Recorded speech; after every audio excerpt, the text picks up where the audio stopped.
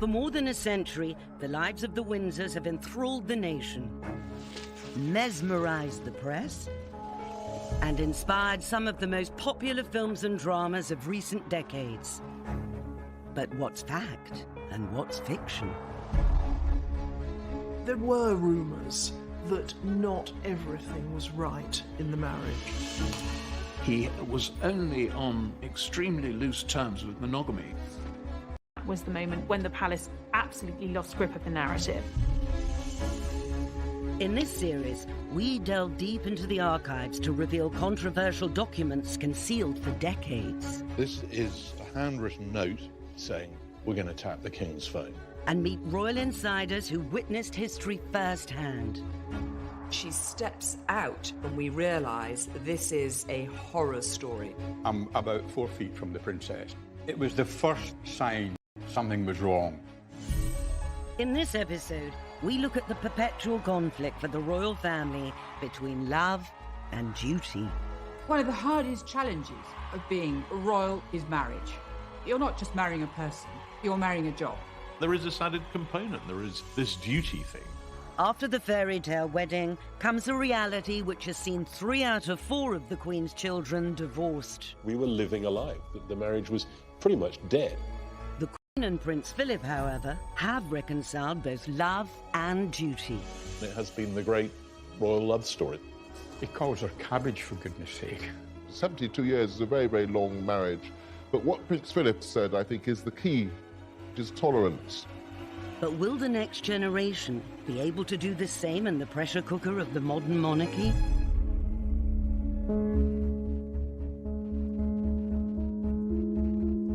The fact that I fell in love with Meghan so incredibly quickly was a sort of confirmation to me that everything, all the stars were aligned, everything was just perfect. It was this beautiful woman just sort of literally tripped and fell into my life. I fell into her life. Meghan and Harry are an incredibly tactile couple.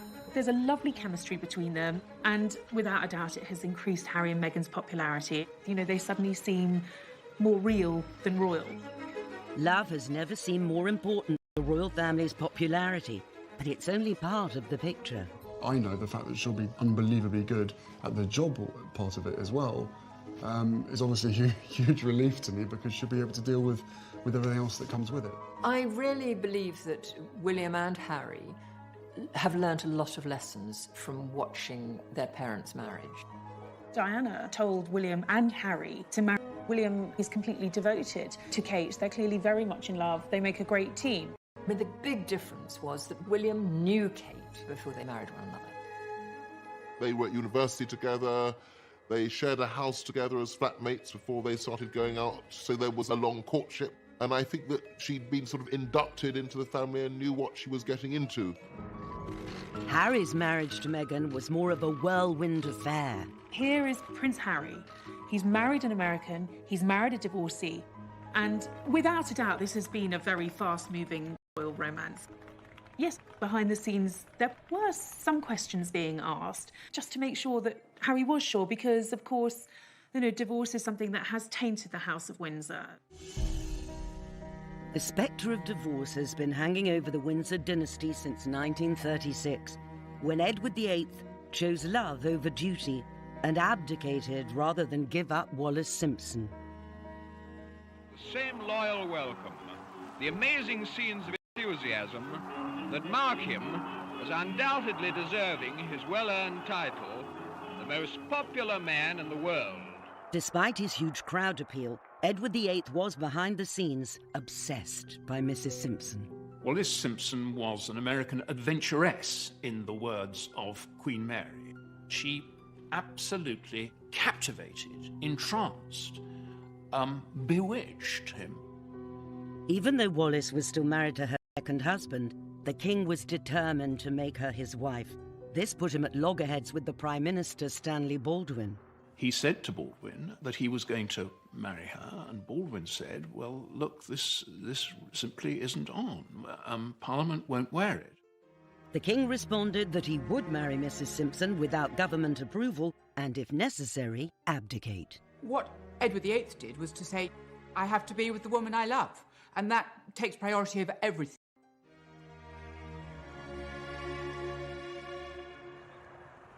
Royal biographer Robert Hardman has spent his career examining the decisions the royal family make.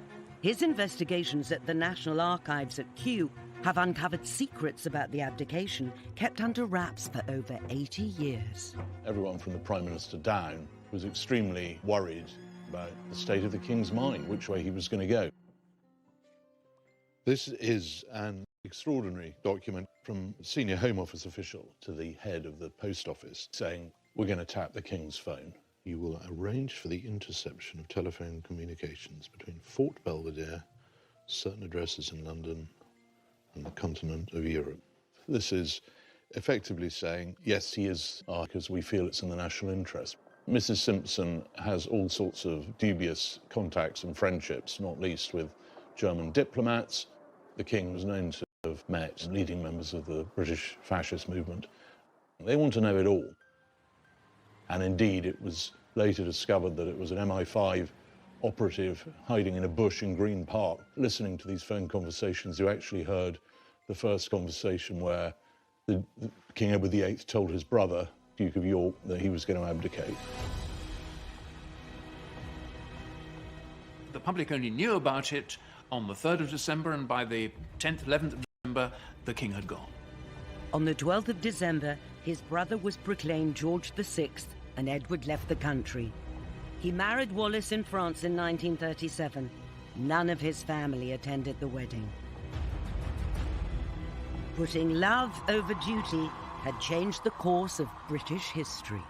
None of them had been prepared for this. They'd been prepared for a life of living in a country house with horses and dogs, and that's basically what young Elizabeth wanted to do. That's what she was prepared for. She wanted to be a country lady.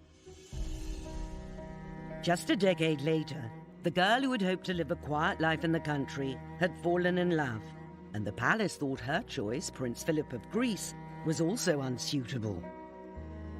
There was this strand of British establishment thinking that he was a slightly dangerous outsider from a foreign royal house. The Greek royal family had been imported from Denmark, and so Prince Philip is not actually Greek at all. He has quite a lot of German and Russian blood in him.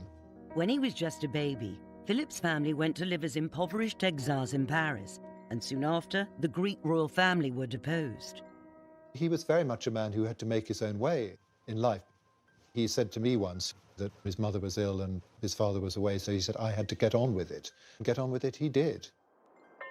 Luckily for Philip, he was rescued by his extended family.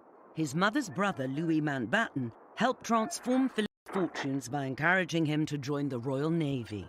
He'd come up through this school of hard knocks, and he'd been very successful. He was good-looking, he was extremely attractive to women, and he caught the eye of Princess Elizabeth at Dartmouth. And Philip was a naval cadet, and he impressed the girls. He jumped over a tennis net, and then as the royal yacht was leaving, he went behind it in a rowing boat. 13-year-old Elizabeth fell in love with Philip at Dartmouth Naval College. But her mother was less enamored. Queen Mother would have much preferred her to marry a Grenadier Guard, and indeed spent quite a lot of time putting Grenadier Guards in her path. After the Queen Mother saw him as a Hunnish Junker with all sorts of very embarrassing Nazi relations. But the determined princess saw something in the dashing young naval officer and remained resolute. She was still very young, and so the king took them all off to South Africa on the African tour. George VI had agreed they could marry as long as his daughter waited until they came back to announce her engagement. One of the most welcome features of the royal train which transported the family across South Africa was the post office carriage with its telephone exchange. A vital lifeline to Philip. She was strikingly in love with him and made it clear. He certainly saw the advantages of marrying into the House of Windsor. Somebody described him as a big dog wanting a basket. The Queen's was a love match which endured, but fast forward a generation and her son felt impelled to sacrifice love on the altar of duty. What I do remember is, as the weeks passed, Diana became thinner and thinner and thinner. by the time they walked up the aisle, the relationship was in a very, very bad way.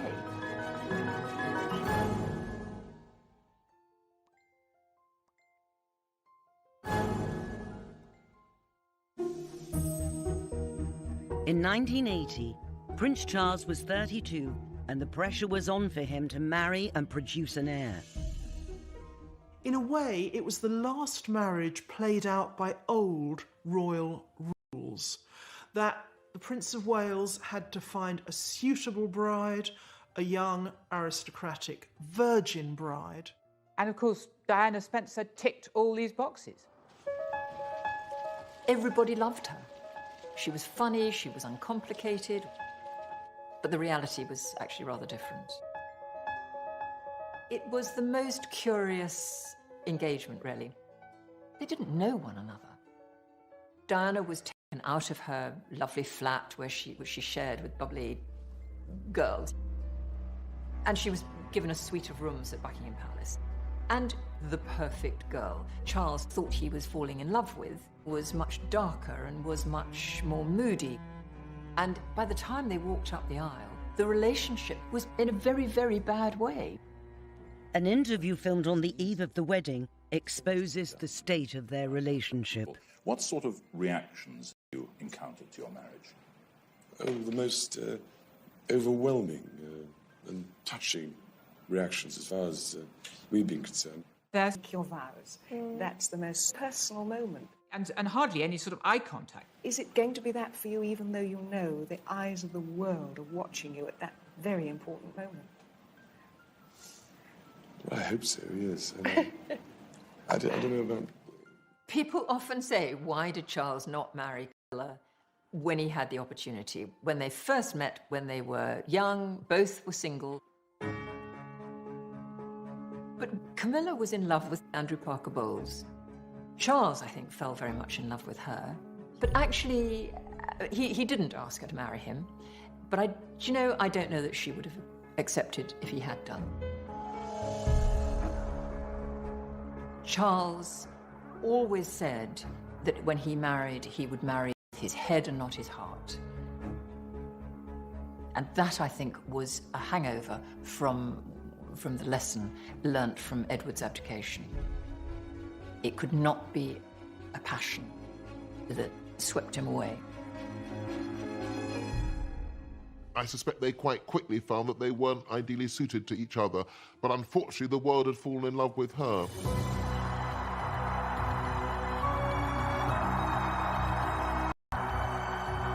Charles and Diana's wedding was to be the biggest national celebration since the coronation, with Lady Di in the starring role.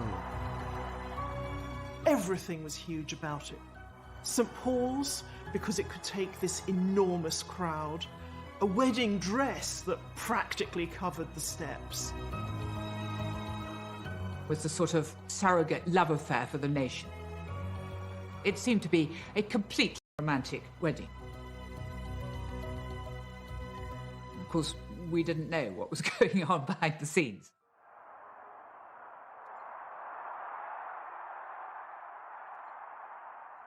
Prince Charles's goddaughter, India Hicks, was one of the 5 bridesmaids and witnessed the feverish speculation surrounding the wedding dress. They were extraordinary, an extraordinary experience for a 13-year-old child. Whenever we turned up for dress fittings, the organisation of the car coming up and the world's press descending and trying to get any snap. When we were actually inside the Emmanuel's studio, I remember they had blocked out a lot of the windows because, of course, cameras had camped out on neighbouring buildings with long lenses to spy inside, to see what the world's greatest fashion secret was going to look like. There was a feeling of fun around it all. We would be on the floor above, she would be in the floor below. As passed, Diana became thinner and thinner and thinner. And they had to take the dress in and in and in. And so there was a lot of scurrying around to make sure that dress was fitting her. You got pretty close to Diana during those times, and there was always this feeling of Diana being the head girl. And we were in awe of her. And looking back, you think, my God, she was 19. She was just a child herself. But as a 13-year-old, I was quite impressed by her. During the dress fittings, this beautiful silk taffeta felt very princessy and very fairy tale-ish. Of course, what no one had tested or anticipated was cramming that amount of fabric in a very small carriage. Her father, herself, her dress and the 25-foot train trot gloriously down the Mall as the world watches. The carriage draws up and the trumpeters are trumpeting the horses, and the atmosphere was sensational and the crowds are going crazy. And the carriage door is opened by the footman and she steps out, and of course the train then begins to unfold itself and we realise this is a horror story. It is just 25 feet of crumpled mess.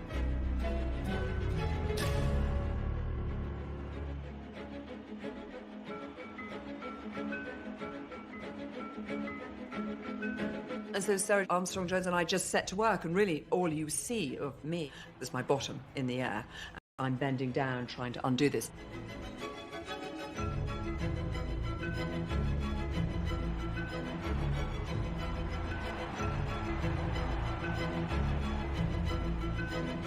There was a great ball afterwards at Buckingham Palace, and I was so excited. That was going to be my first ball. And after Charles and Diana's wedding, we went home, and I lay down for a moment, just a moment. And I woke up to discover my whole family had gone to the ball, and I had been left alone in the house. I was livid. I was so cross. Why had they not woken me? And my mother thought, oh, she's so tired, we'll leave her behind. I thought, bloody hell, I've missed the ball.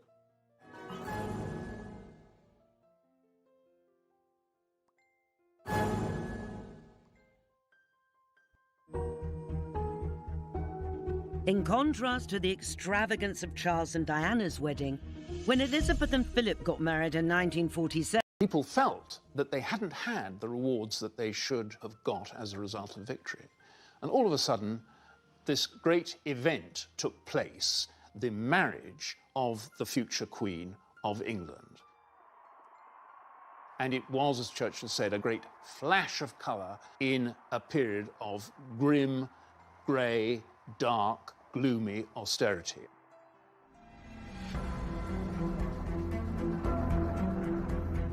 People are standing in queues, rationing. People really have not enough to eat.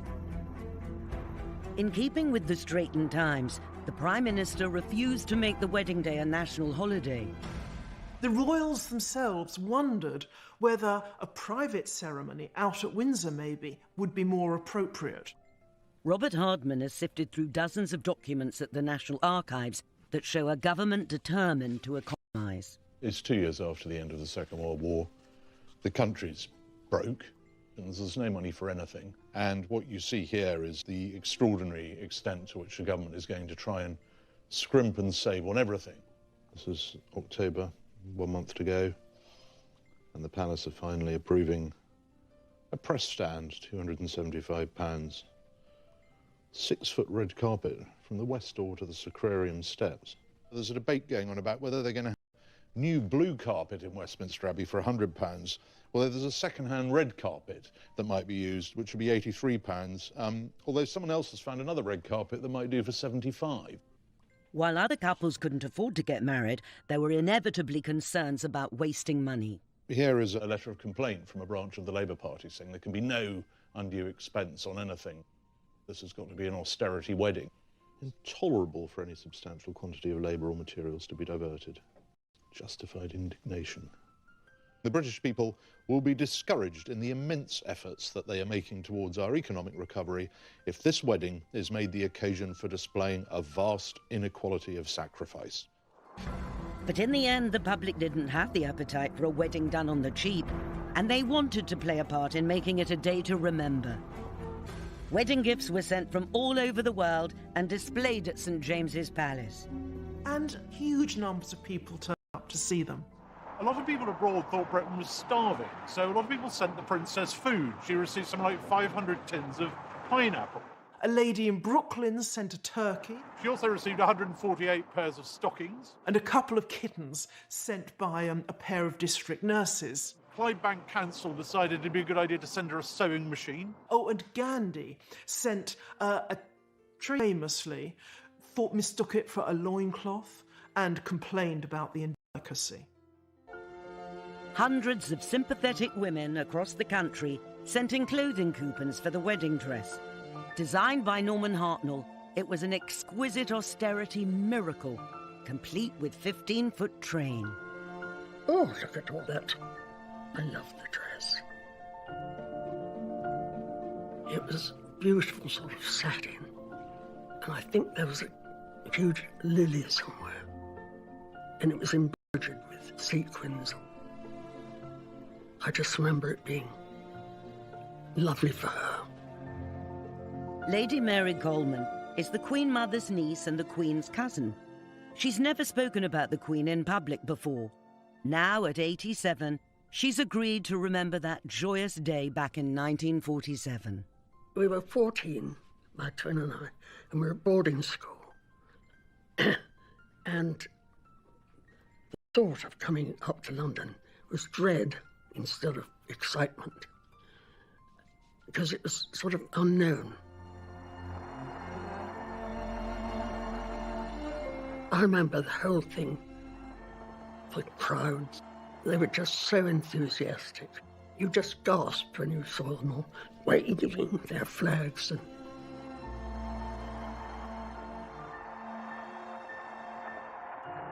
you know, after the war, it was sort of such a break to have some happiness. The ceremony was very touching. The Archbishop said that in many ways this was just like the wedding of an ordinary couple in all the Yorkshire Dales. She looked as if she could almost see heaven. She was really happy. It was wonderful. And he looked happy too. So that's good. I remember being glad that we were there. Following the King and Queen in the procession, Princess Andrew of Greece, the Queen of the Hellenes, and the Boy King of Iraq. The people who couldn't come to the wedding, rather tellingly, were Prince Philip's sisters, because all of his surviving sisters had been married to German nobility who played an active part in the Nazi cause, so they couldn't possibly make an appearance. It was that close to the war.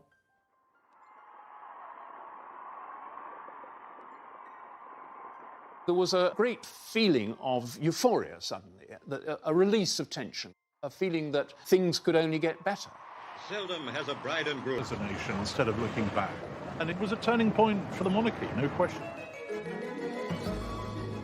But in just a few years, Princess Margaret's love for a married man would threaten to undermine the bright new era for the royal family. People were very shocked. They felt he'd taken advantage. The Queen's private secretary said to Townsend, "You must be either mad or bad."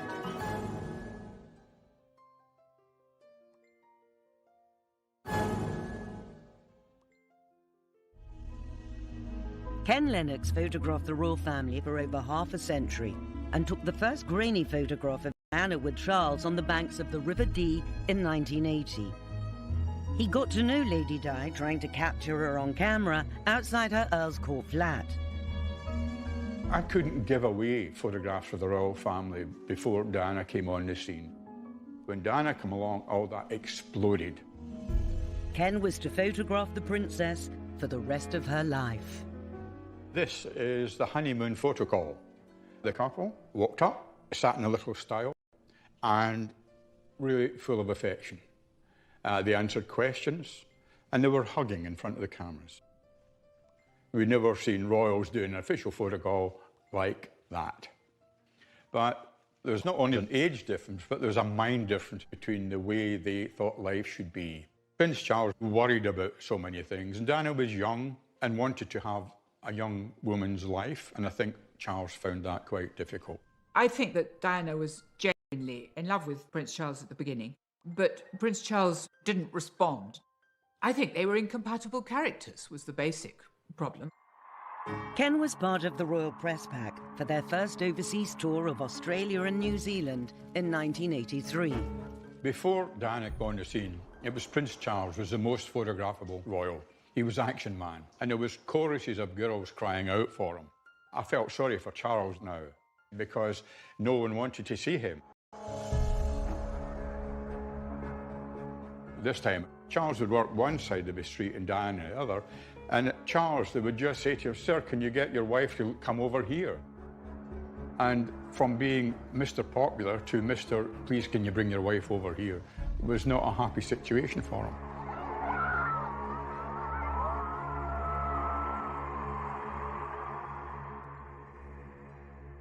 I'm about 4 feet from the princess, and I'm trying to get a bit of the opera house in the background and some of the crowd. And Diana burst into tears and wept for a couple of minutes. After it was over, I went to see the press officer for the Prince and Princess. So I just accepted that. Charles, I don't think's noticed at that stage, you know. If he has, typical Prince Charles to look the other way. But it was the first sign of something was wrong. And we then began to see other things happening later on. You could tell by the mid-80s that things were not particularly good. It wasn't hostility, but it was just the sense that everything wasn't right. The idea that there could be actually anything seriously wrong with the marriage was unthinkable. It had to work, and it was our job to make it work, or at least appear to work. Patrick Jepson was equerry and private secretary to the Princess of Wales for 8 years, with responsibility for her household, and he witnessed the problems that were not yet apparent to the public. As professional royal performers, they were unbeatable. But behind the scenes, it was quite different. They didn't talk to each other. There was the minimum of eye contact. They were short-tempered with each other. Diana, of course, being who she was, enjoyed upstaging her husband.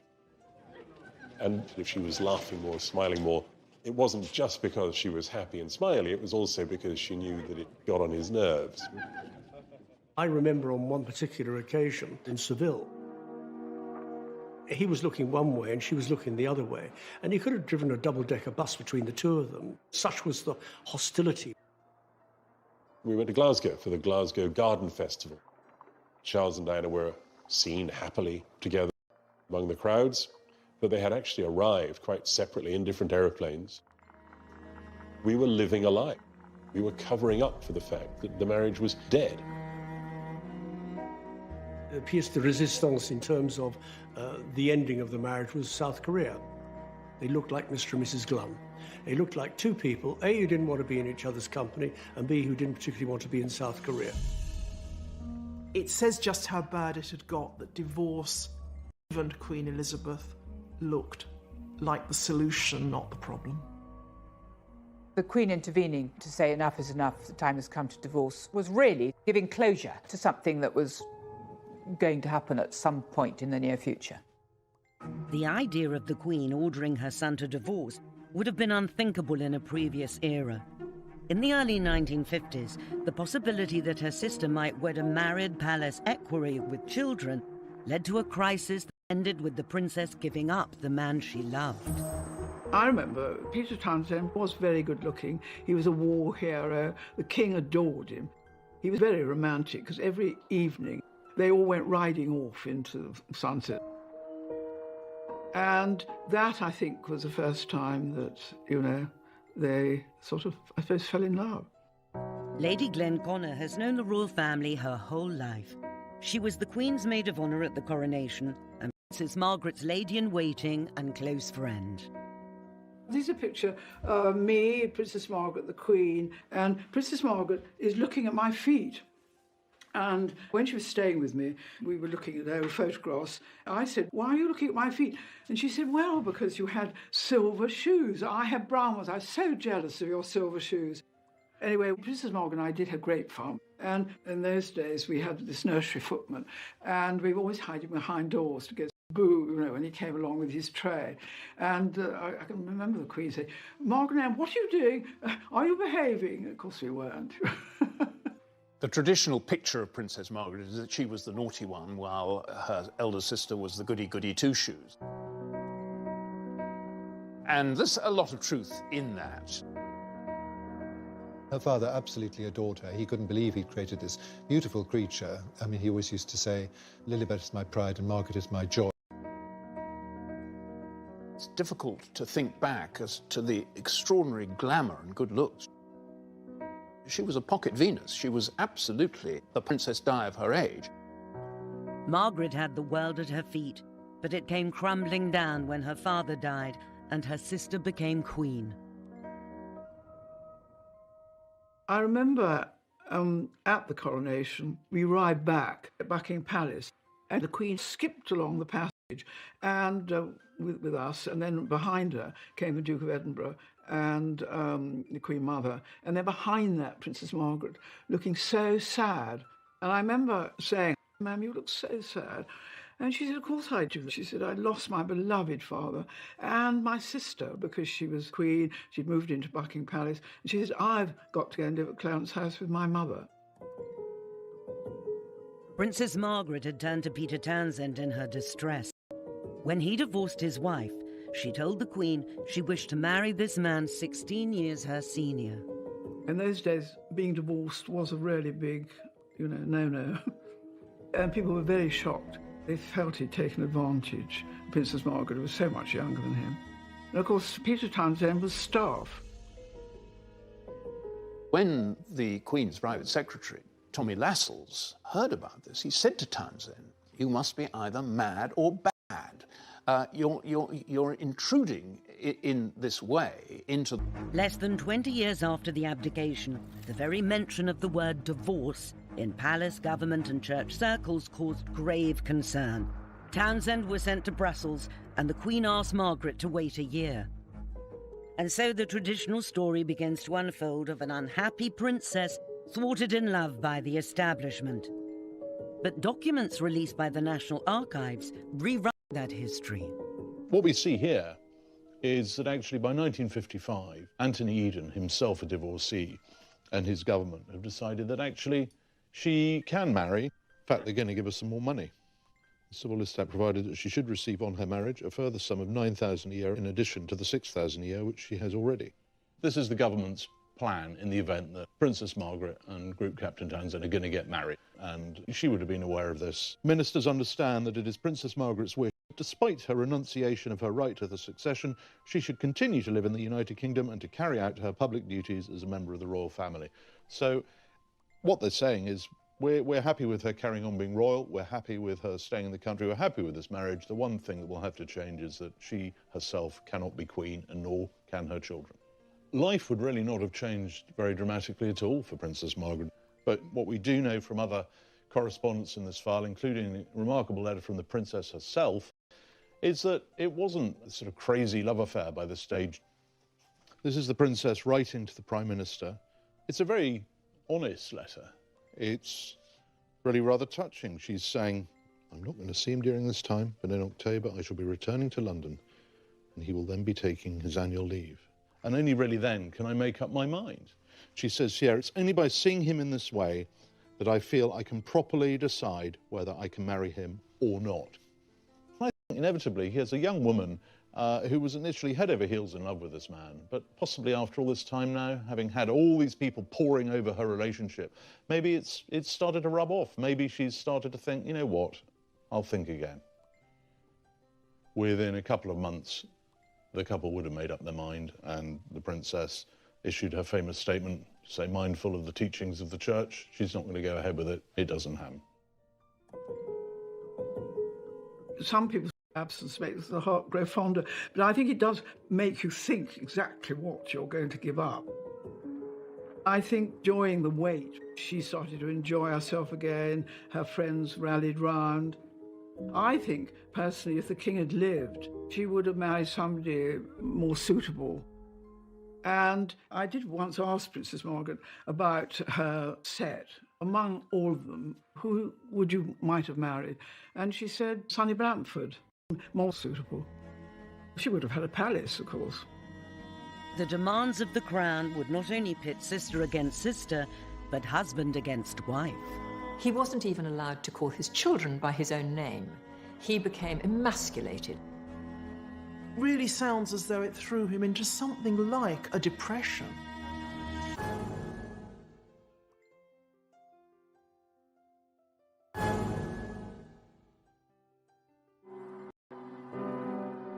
When George VI died, aged just 56, in 1952, it sent shockwaves through the entire family.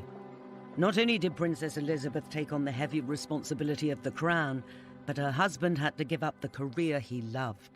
This posed a massive strain on the Queen's marriage to Prince Philip, because Prince Philip imagined, with good reason, that he was going to have a good career in the Navy. Suddenly, she went from being a naval wife to queen, and he went from being a naval officer in command of his own ship to being a consort, to walking 3 steps behind his wife, which totally went against the grain for this man, who is the ultimate alpha male. He wanted to modernise and streamline the monarchy. And of course, the courtiers weren't having any of this. Prince Philip came up against plenty of opposition. The palace old guard. They used to refer to these establishment figures as the men with moustaches. And he's not allowed anywhere near red boxes, he's not allowed anywhere near prime ministerial audiences, he's very much kept at arm's length. He wasn't even allowed to call his children by his own name. He became emasculated. I mean, he said at one point, "What am I? Am I nothing more than a bloody amoeba?" It really sounds as though it threw him into something like a depression. He began living this slightly raffish life. His membership of the famous Thursday Club, a lunch club, you know, with other young men about town, but also with a certain number of party girls. It must have been a very difficult period for her.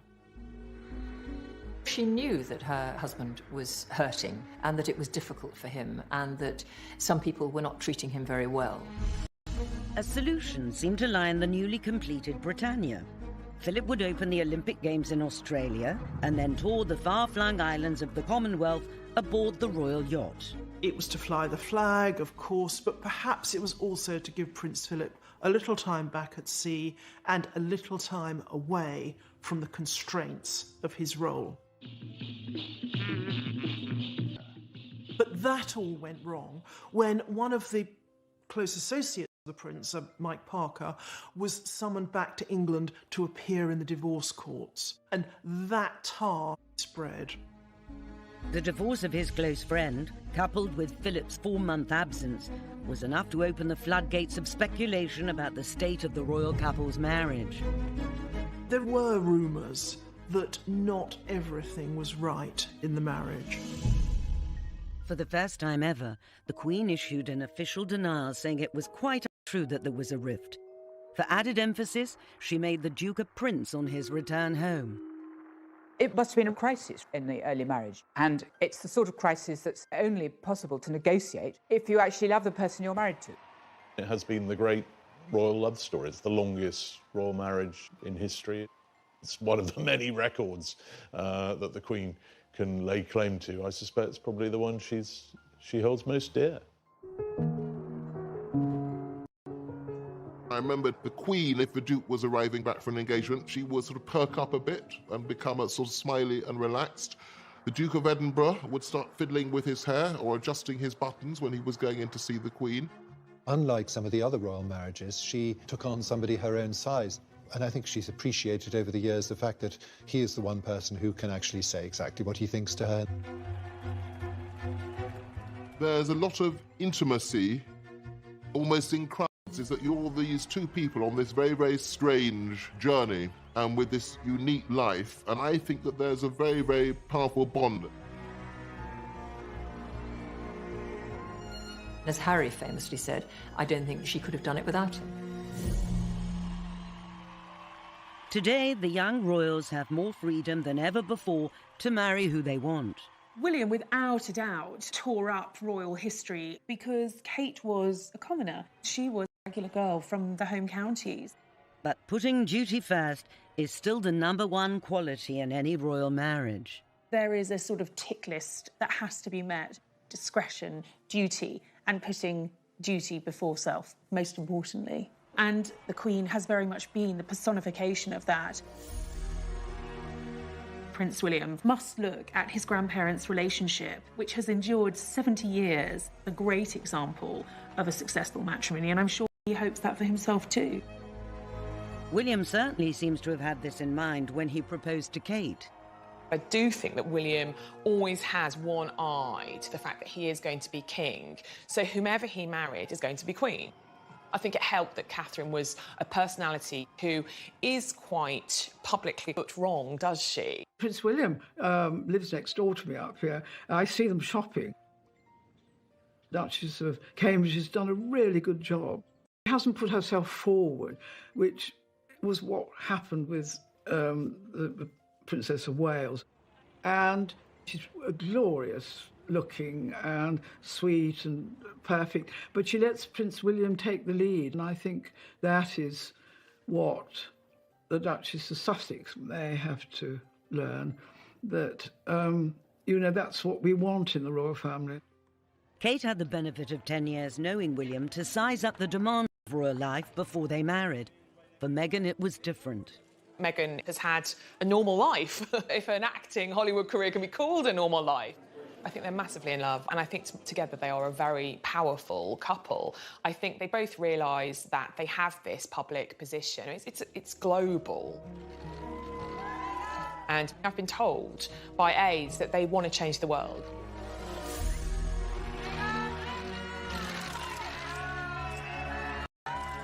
I think the challenges for the Sussexes will be balancing that sense of duty and the life they want as private people, as a family.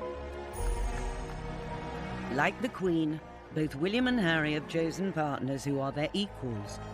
Women they love, but who share their vision for a relevant monarchy that's a positive force in the world. But the challenge remains.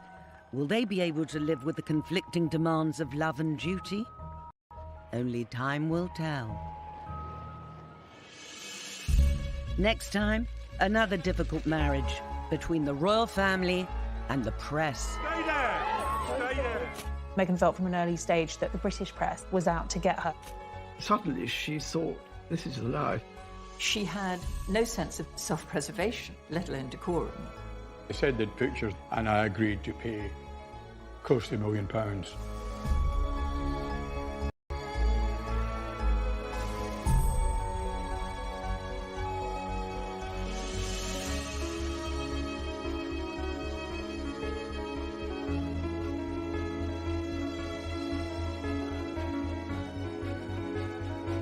Here is Prince Harry. He's married an American, he's married a divorcee, and without a doubt, this has been a very fast-moving royal romance. Yes, behind the scenes, there were some questions being asked, just to make sure that Harry was sure, because, of course, divorce is something that has tainted the House of Windsor. The spectre of divorce has been hanging over the Windsor dynasty since 1936, when Edward VIII chose love over duty and abdicated rather than give up Wallace Simpson.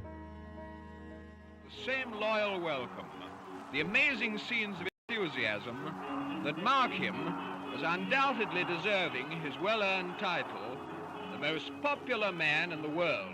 Despite his huge crowd appeal, Edward VIII was behind the scenes obsessed by Mrs. Simpson. Wallis Simpson was an American adventuress, in the words of Queen Mary. She absolutely